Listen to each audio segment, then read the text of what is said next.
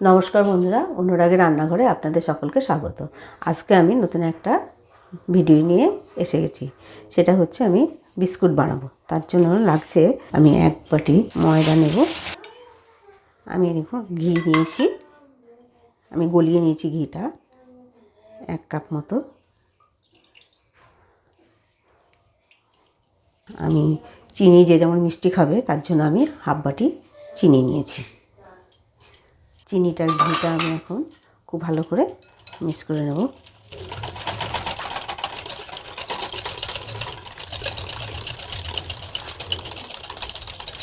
এখানে ঘিয়ের বদলে আপনারা তেলও নিতে পারেন বা ঘি তেল দুটোই মিক্স করতে পারেন। দেখুন চিনিটা আমার ঘিয়ের সঙ্গে সুন্দর মেশানো হয়ে গেছে। এখন আমি খুব ভালো করে মিশিয়ে নিয়েছি। আমি এই বাটিরই 1 বাটি ময়দা নিলাম।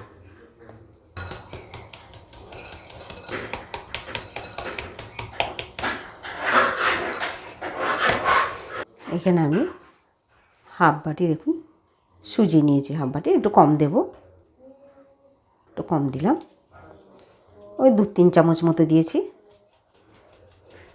এখন আমি সুজিটা আর ময়দাটা চেলে নেব। আমি খুব সুন্দর করে চেলে নিয়েছি। এই দেখুন কত সুন্দর, এই ময়দার মধ্যে এটা ছিল, ডাল এটোটা থাকতে পারে, এই জন্য চেলে নেওয়াটা খুব ভালো। আমি সামান্য একটু লবণ দিলাম,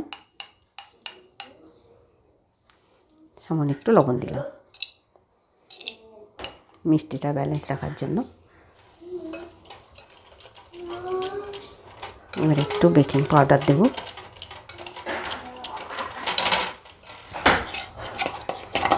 দেখুন আমি 1/2 চামচ মতো বেকিং পাউডার দিলাম, সোডা না। ওর সঙ্গে আমি একটু বাদাম, চিনেবাদাম একটু মেশাবো। চিনেবাদাম না, সরি, এটা আমি কাজু বাদামটা একটু আমি ভেজে নিয়ে আমি এরকম করে গুঁড়ো করে নিয়েছি। এখন আমি এরকম করে আলগা হাতে সুন্দর করে মেখে নেবো। এর মধ্যে দুধ বা গরম জল ঠান্ডা জল কোনোটাই লাগবে না। এরকম করেই মিশিয়ে নিতে হবে। এই ঘিয়ের সঙ্গে সুন্দর মিশে যাবে। যদি দেখবেন এরকম হচ্ছে, একটু আটা হচ্ছে না, তাহলে আমি আরেকটু ঘি নেব।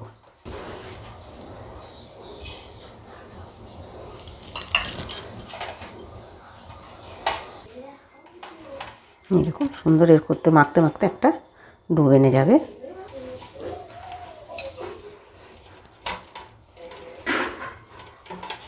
এরকম বন্ধুরা সুন্দর একটা ডো এনে গেছে, কত সুন্দর। এখন এটাকে বিস্কুটের আকার করে নিতে হবে, ছোট ছোট লেচি করে নিয়ে। এখন আমি বিস্কুটগুলো বানাবো।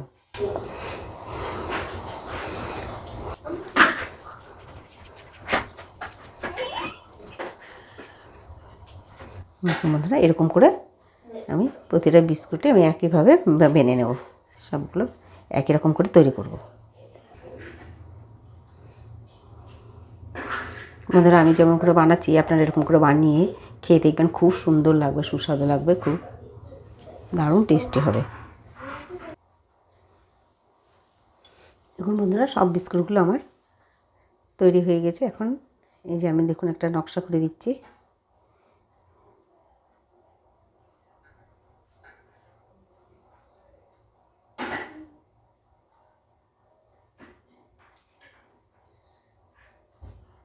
সবগুলো আমার বিস্কুটগুলোর নকশা করা হয়ে গেছে।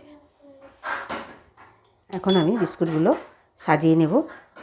আপনারা দেখুন আমি এমনি পেপার, একটা সাদা পেপার, ঠিক থাল বরাবর আমি ঠিক এরকম করে কেটে নিলাম।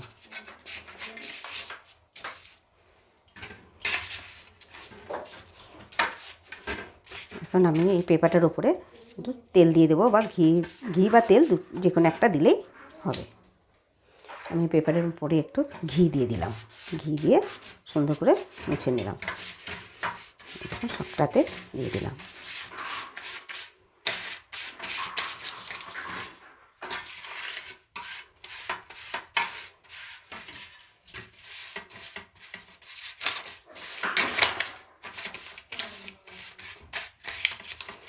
একটু ঘি ব্রাশ করে দিলাম, হাত দিয়েই আমি মেখে নিলাম। অনেকে ব্রাশ থাকলে ব্রাশে করে দিতে পারে, আমি হাত দিয়েই দিলাম। এই যে। এখন আমি এর উপরে বিস্কুটগুলো সাজিয়ে নেব।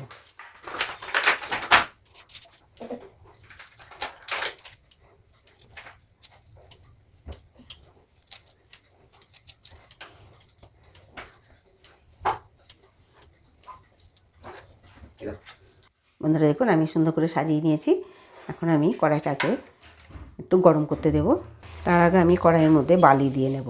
এই বালি বলছি, সরি, লবণটাকে আমি আরও 2-3 বার বানিয়েছিলাম, কেক বানিয়েছিলাম, তাই লবণটা একদম কালো হয়ে রয়েছে। বালি বলছি আমি বারবার, বালির কালার হয়ে গেছে, এই জন্য আমি বারবারই বালি বলছি। এটা বালি না, এটা হচ্ছে লবণ।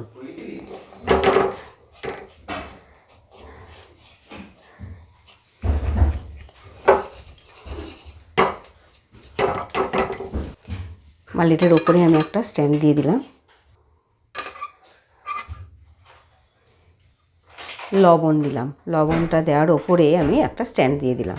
এখন আমি কিছুক্ষণ 5-10 মিনিট গরম করে নেব কড়াইটা। আমি গ্যাসটা জোর দিয়ে কড়াইটা, লবণ সহ কড়াইটা আমি গরম করে নিয়েছি। এখন গরম হয়ে গেছে। এখন আমি বিস্কুটের থালাটা বসিয়ে দেব। খুব লো তো রাখবো না, খুব একদম কমিয়ে দেবো না, মিডিয়ামে রেখে দেবো 10 থেকে 15 মিনিট।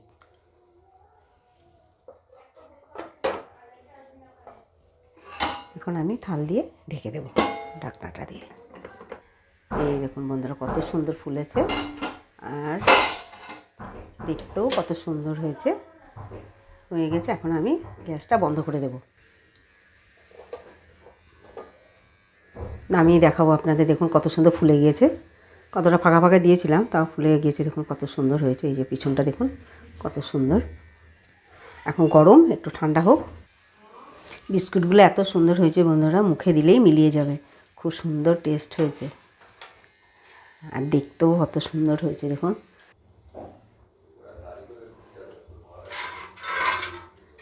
বন্ধুরা, দেখুন কত সুন্দর, আমি নরম, একদম মুখে দিলেই মিলিয়ে যাবে, এত সুন্দর আমি বিস্কুটটা বানিয়েছি।